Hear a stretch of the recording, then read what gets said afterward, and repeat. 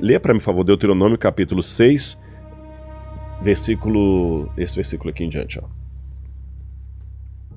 Escute, Israel, é esse? Shema Israel, escuta Israel. Escute, Israel, o Senhor, nosso Deus, é o único Senhor. Portanto, ame o Senhor, seu Deus, de todo o seu coração, de toda a sua alma e com toda a sua força. Essas palavras que hoje lhe ordeno estarão no seu coração. Você as inculcará. Inculcarás é colocar na cabeça ensinará. Tá.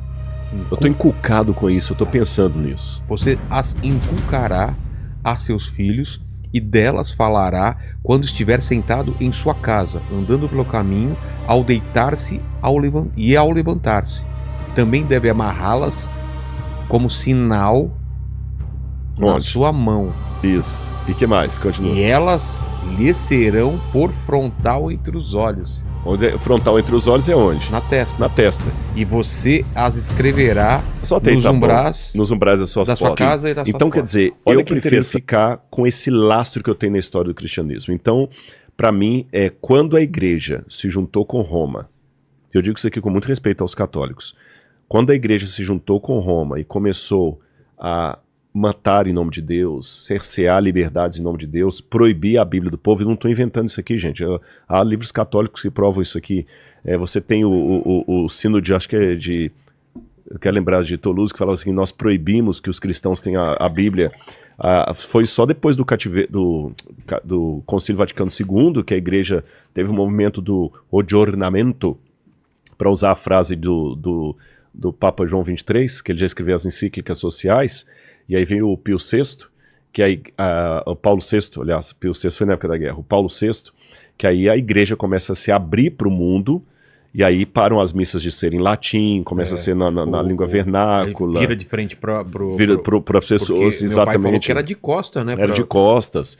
E então o Concílio Vaticano II que deu essa versão mais light para a igreja, onde você tinha Karl Rahner, que era amigo de Karl Barth, que era protestante. A igreja começa com os movimentos ecumênicos, mas antes disso, na Inquisição, muita gente foi morta em nome da fé, em nome da cruz, judeus, protestantes, e os protestantes também, para deixar claro, também tem a sua página ruim, porque, por exemplo, obrigado, lá na Suíça, por exemplo, o Calvino mandou matar Miguel de Servet.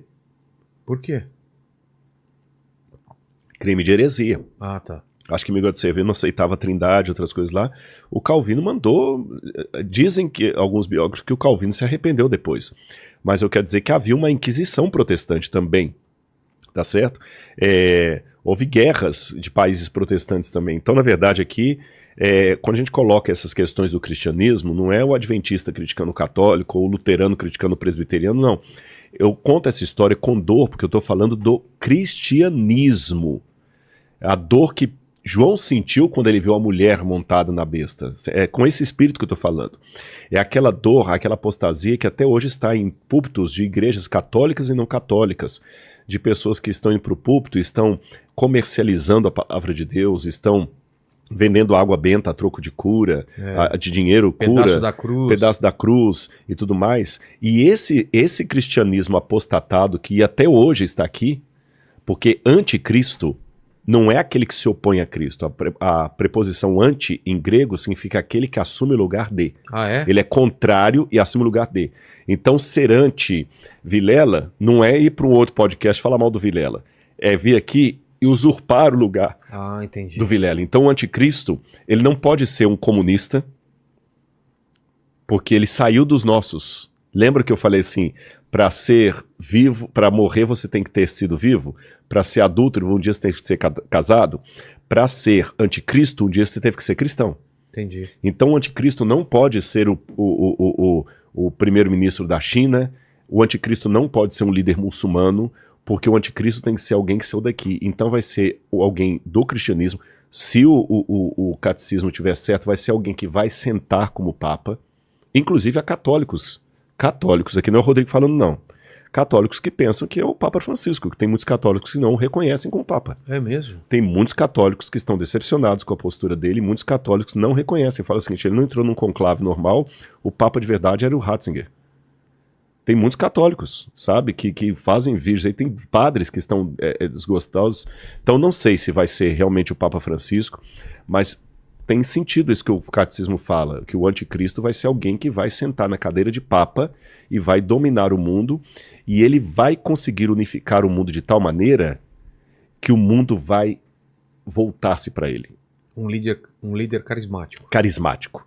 E aí vem agora aquele ponto para mim que eu até te agradeço, porque eu sei que tem milhares de pessoas que vão entender isso aqui. A Bíblia fala que quando o anticristo fosse dominar no mundo, tinha que ser um poder global. Porque no Apocalipse 13 fala, não poderá comprar nem vender, a não ser aquele que tem a marca da besta e o número do seu nome. Há muitas pessoas que pensam que a marca vai ser uma tatuagem, viu, Paquito? Mas fique tranquilo que não vai ser uma tatuagem, na minha opinião. Há muitas pessoas que pensam que a marca da besta vai ser o código de barra, que vai implantar na pele, o chip, quando a Motorola começou a falar de chip. Para mim, a marca da besta é um sinal espiritual. Eu tô colocando a minha opinião, você pode ouvir outros aqui que têm uma opinião diferente. A minha é que a marca da besta é um sinal espiritual e de fidelidade a Deus. E eu vou explicar qual é essa fidelidade. No Apocalipse, não sei se está claro, se está cansativo, não, tá dando pra ir? Super claro. Depois eu quero voltar pra mulher lá montada no dragão, lá, o que vem depois. Mas aquela mulher montada no dragão, que ela vai continuar perseguindo o povo de Deus até e ela vai amadurecer até virar o anticristo nos últimos tempos. Ah, é isso então? Exatamente, eu não deixei entendi. claro. É que o anticristo, na verdade, é a culminação de um movimento que já começou desde os tempos apostólicos. Exato. Nos tempos apostólicos, através de pessoas que estavam ensinando heresias. Depois, a partir do período bizantino, esses hereges se juntam com Roma, colocam o cristianismo organizado, perseguindo, e ele vai culminar no anticristo, no final. Que ele vai conseguir, com esse poder cristão, unificar o mundo. O anticristo é um cristão. O anticristo não é um ateu. O anticristo não é um muçulmano. O anticristo não é... Porque o anticristo é um ser apóstata. Exato. E como eu falei, falar que o anticristo é um ateu é a mesma coisa de falar que o adúltero é solteiro. É a mesma coisa de falar que o órfão cometeu patricídio. Não tem como. Você tá entendendo? E aí o que acontece? Pelo que Apocalipse dá a entender, o diabo ele sempre faz um espetáculo paralelo ao de Deus. É como uma bolsa da Louis Vuitton comprada na 25 de março. Ela é igualzinha da que tá lá na loja cara da França. Mas não tem a mesma qualidade. Ela parece, mas não é igual. O diabo, ele imita a Deus, mas ele não tem a qualidade de Deus. E o Apocalipse mostra, tudo que Deus faz, o diabo faz. Por exemplo, a imagem do Apocalipse de Cristo apresenta Jesus como um cordeiro degolado que se assenta no trono de Deus Pai. Aí você vai no capítulo 13, a besta aparece como um animal degolado que se assenta no trono do dragão. Jesus, o animal degolado que se assenta no trono de Deus Pai, está vivo. A besta, como animal degolado que se assenta no trono do dragão, também está viva, porque ela sobreviveu à ferida mortal. O cordeiro, que é Cristo, recebe a adoração de todo o universo. A besta faz uma imagem pedindo que todos a adorem, e ela fala como cordeiro. Então o diabo vai imitando muito a Deus. Sendo assim, eu tenho uma pista para o que seria a marca da besta. Se o Apocalipse todo é uma dinâmica do diabo imitando a Deus, para eu saber o que é a marca da besta, eu tenho que saber o que ele está imitando. A marca de Jesus, ou a marca de Deus, a marca... O que seria? Vamos raciocinar. Eu quero deixar bem claro isso, pessoal. Vejam bem, a chave hermenêutica é essa. Para eu saber o que é a marca da besta, eu tenho que saber o que ela está falsificando. Vou dar um exemplo para vocês. Se eu falar o seguinte, olha, a Polícia Federal acabou de apreender 4 toneladas, estou exagerando. A Polícia Federal acabou de apreender 28 caixas de Rolex falsificado. Daqui a 2000 anos, se o pessoal quiser saber o que é o Rolex falsificado, eles têm que voltar hoje e saber o que é o Rolex. Rolex falsificado não é uísque. Exato. Rolex falsificado não é caneta. Rolex falsificado não é celular. Qual a única coisa que pode ser um Rolex falsificado? Um relógio. Um relógio. Ponto. Quem desconhece o que é o Rolex hoje, vai inventar um monte de coisa. que o Rolex é um uísque falsificado, que o Rolex é um óculos falsificado, que o Rolex é um... Mas quem conhece a mentalidade fala que o único Rolex falso é relógio. Porque ele está falsificando um Rolex, é um relógio. Concorda comigo? Perfeito. Beleza.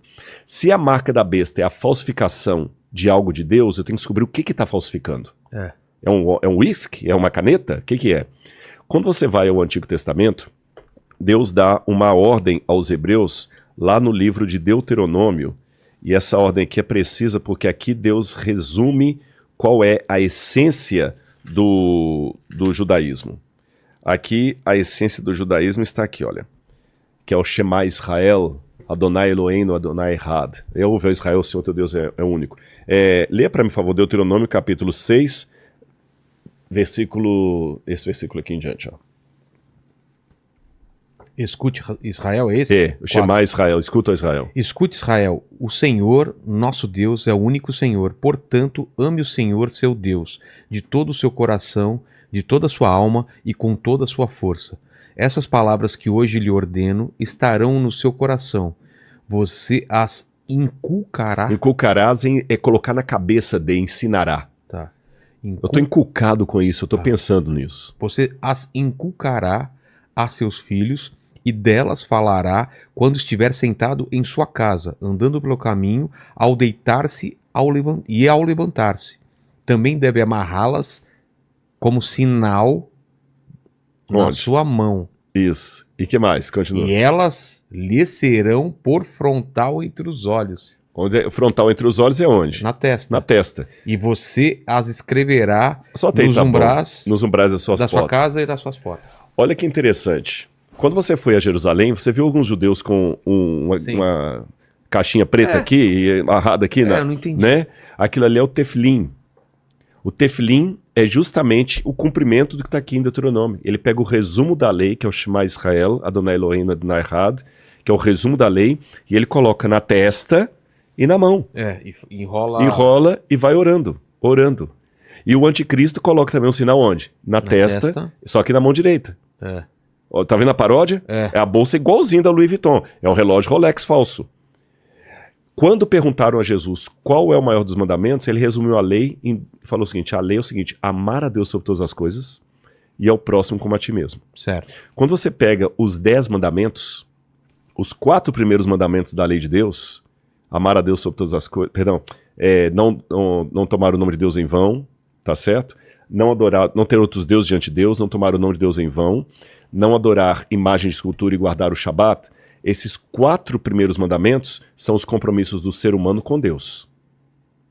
Do 5º mandamento até o 10º são compromissos do ser humano com o ser humano. Você tem que honrar pai e mãe, não matar, não adulterar, não roubar, não sei o quê. Percebeu? A primeira tábua da pedra são meus compromissos com Deus. Entendi. A segunda parte da pedra, meu compromisso com você. O Shabat eu guardo para Deus. O não adulterar é compromisso com a minha esposa. O não adorar imagem e escultura é com Deus. Honrar pai e mãe é com os meus pais.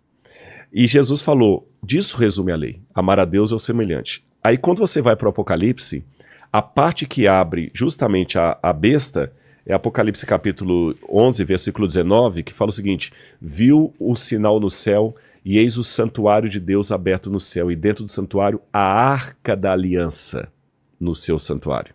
A arca da aliança, você sabe que é a arca dos 10 mandamentos. Que as tábuas estão lá, o maná e... Exatamente, e os 10 mandamentos. E a vara de Arão. E aqui, quando fala dos que iam lutar contra a besta, aqui fala em várias passagens isso aqui, olha. Olha os que iam lutar contra a besta, esse último verso aqui, ó. O dragão ficou?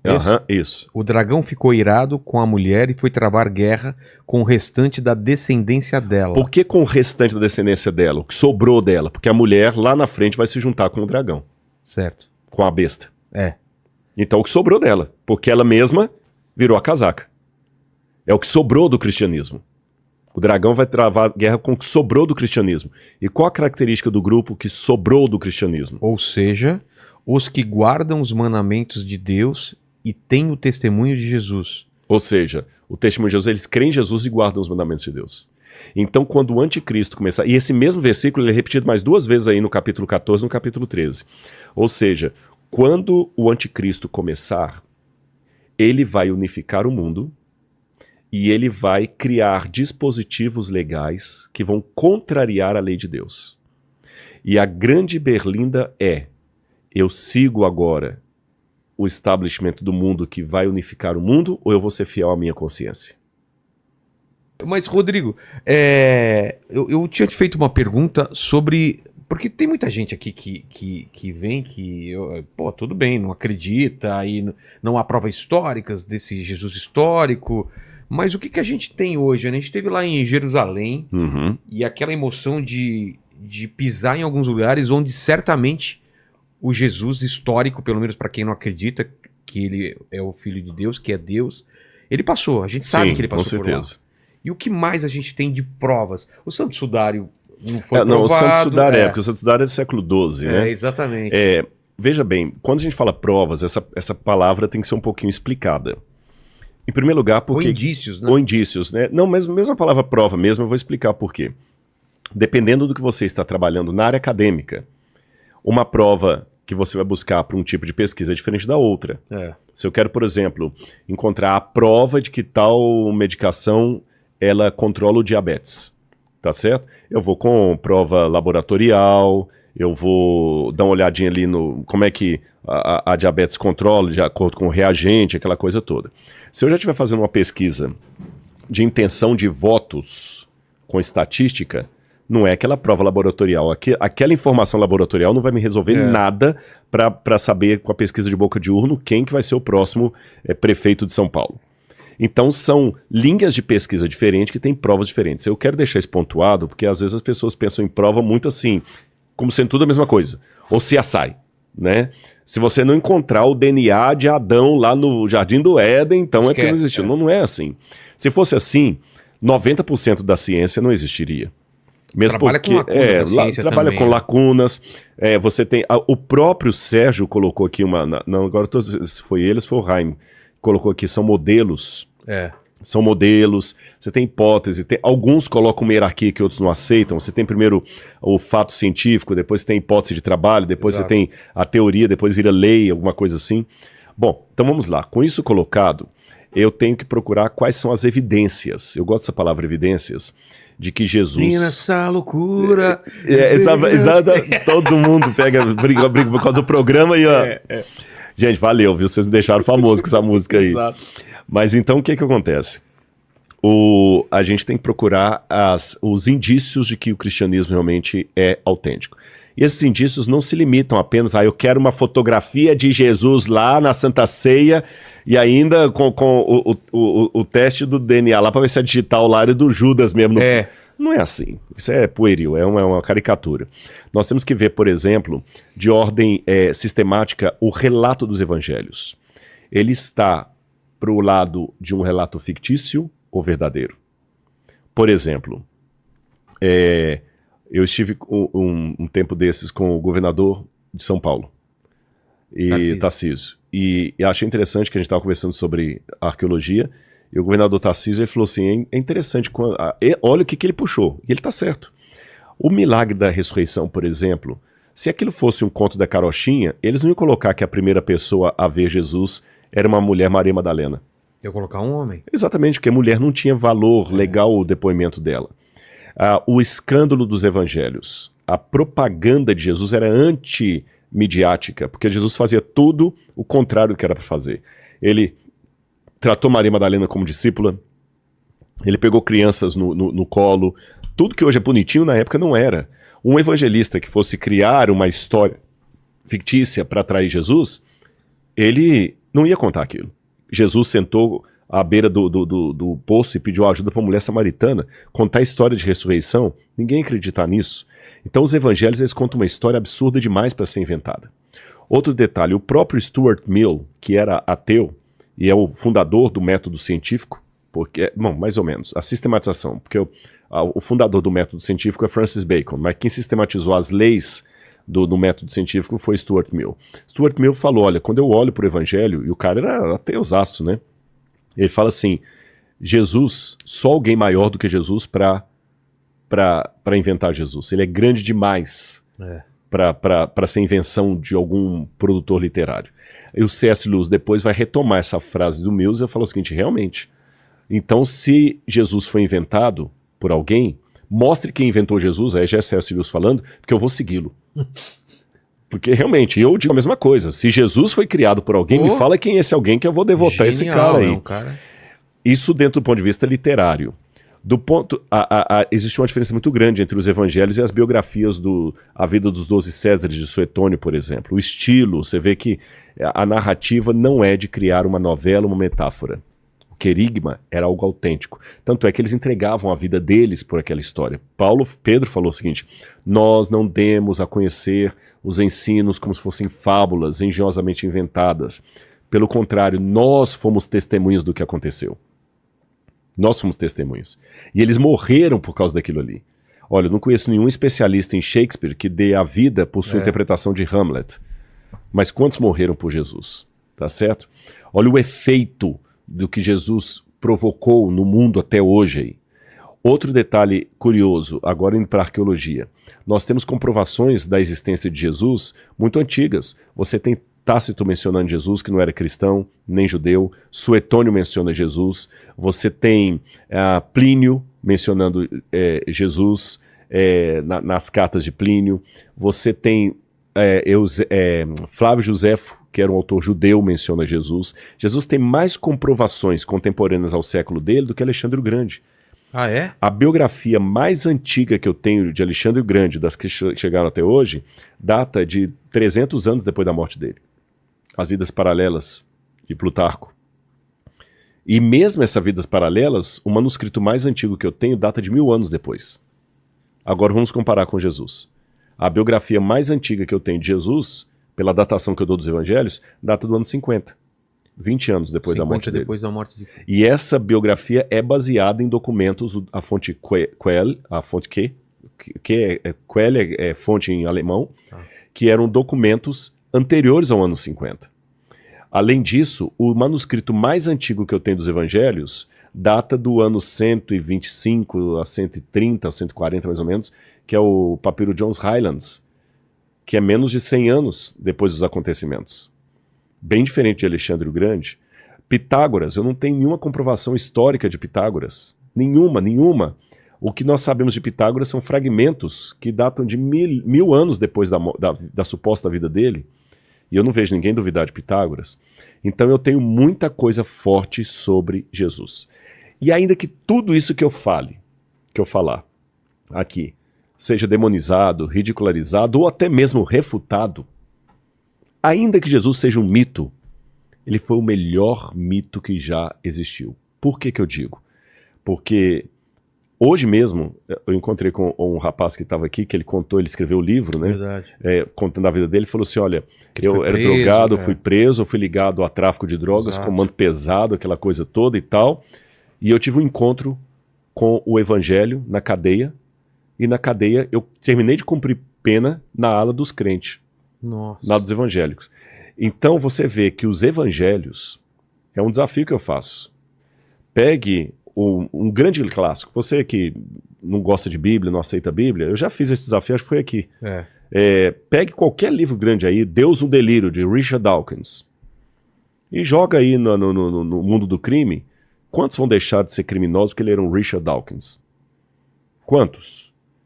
Carlos Drummond de Andrade escreveu com maestria, mas quantos deixaram o vício, a pornografia, a delinquência porque leram Carlos Drummond de Andrade?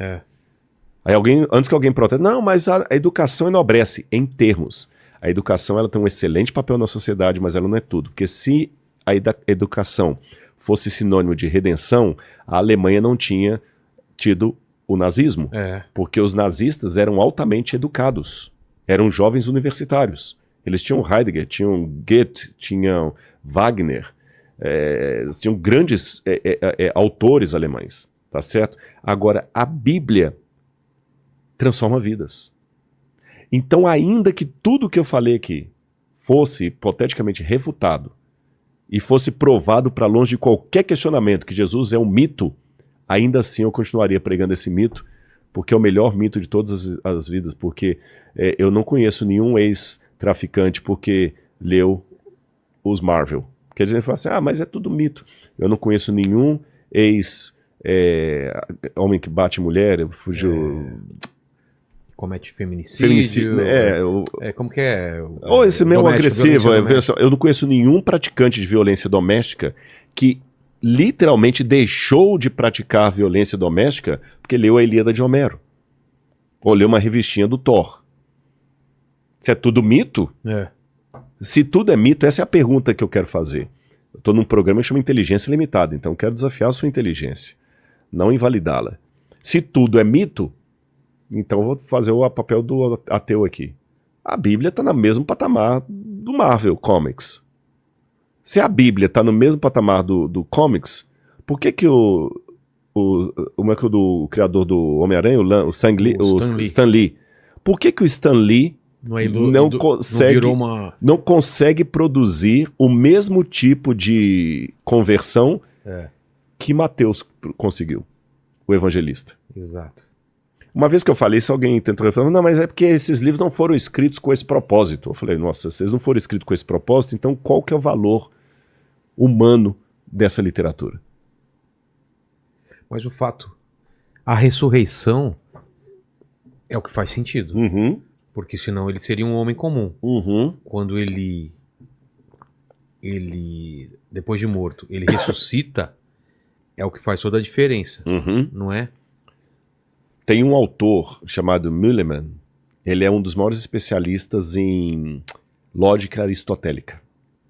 Eu estou dizendo assim, se não tivesse essa parte dos evangelhos... Não, aí ele seria um homem legal, beleza, pode até ter feito milagres ou qualquer coisa, mas realmente a ressurreição é o diferencial. Porque você tem grandes personagens na história aí e nunca ressuscitaram. E eu sei que essa pergunta vai vir. Mas não diz que todo o evangelho é um mito dos pagãos lá, né? Que Jesus ressuscitou porque o Tammuz também ressuscitou, que Dionísio ressuscitou. Tem gente que faz uma comparação tem muito. Tem aquele documentário Zeitgeist que colocou isso aí. Verdade. Por exemplo, que Jesus ressuscitou, mas porque Osíris também ressuscitou, então foi um plágio. Não confunda. A ressurreição é inédita. Quando esse pessoal fala que Osíris ressuscitou, Osíris não ressuscitou. Osíris foi esquartejado por Sete, o irmão dele. A esposa dele, Ísis, recolhe os pedaços dele e dá uma sobrevida para ele no mundo dos mortos, onde ele está mumificado. Não teve nada de ressurreição. Dionísio foi costurado na coxa de Zeus ali, e saiu da coxa de Zeus, não tem nada que Dionísio foi ressuscitado. E não tem nada de semelhança dos mitos com o cristianismo. Que Jesus tinha 12 discípulos, porque também Osíris tinha 12, mito, não tem nada. Lê a literatura grega, não existe isso. É invenção, tá bom? Mas voltando à questão, você tem razão quando você diz a ressurreição, ela é algo sui generis, ela é inédita de Jesus. Ele ressuscitou. Agora, o curioso é que, quando eu pego essa história dele, eu falei desse Müllermann, que foi um dos grandes especialistas em Aristóteles, e ele fez uma pergunta. Qual a chance matemática da ressurreição ser uma mentira? Matemática, a partir da lógica aristotélica. A porcentagem? Qual? Ele descobriu que, aliás, ele fez a pergunta, foi no positivo. Qual a chance, a partir da lógica aristotélica, porque você pega a lógica, é muito complicada na filosofia, são duas matérias dificílimas, metafísica e lógica. Quando você pega esse nosso diálogo aqui e o reproduz em forma de equação. Tá. Ou um debate. Aí na equação você vê, peraí, o argumento dele não procede, porque na equação ele transforma tudo, ele não é que abandona, ele substitui uma linguagem por outra, que é a matemática linguagem. Então eu estou falando aqui, por exemplo, tem que votar no candidato A por causa disso, ou tem que votar no candidato B. Um bom logicista ou filósofo de lógica, ele pega a minha fala, a fala do meu oponente e vai transformando tudo em equação para ver se tem coerência a minha argumentação ou se o meu argumento é autorrefutável. Entendi. Ele mesmo se desmente. Então ele fez isso com Aristóteles e pegando toda a lógica aristotélica, e ele descobriu que a chance matemática da ressurreição ser verdadeira, eu não saberia reproduzir, mas é 1 em ou seja, ela é altíssima. É coisa acima de 99%. tá certo? Como que ele chega nisso? Através de... Ele vai pegando todas as hipóteses, aí tem não dá para explicar isso aqui rapidamente, o livro é dessa grossura e muito técnico, mas ele vai pegando todas as equações, você vai pegando todas as probabilidades e vai descartando-as a partir de equações. Por exemplo, você esgota tudo que é possibilidade. Por que alguém ia inventar uma história da ressurreição? Então você vai trabalhar toda a hipótese. Essa história foi inventada. Entendi. Não, ela foi fruto de uma alucinação coletiva.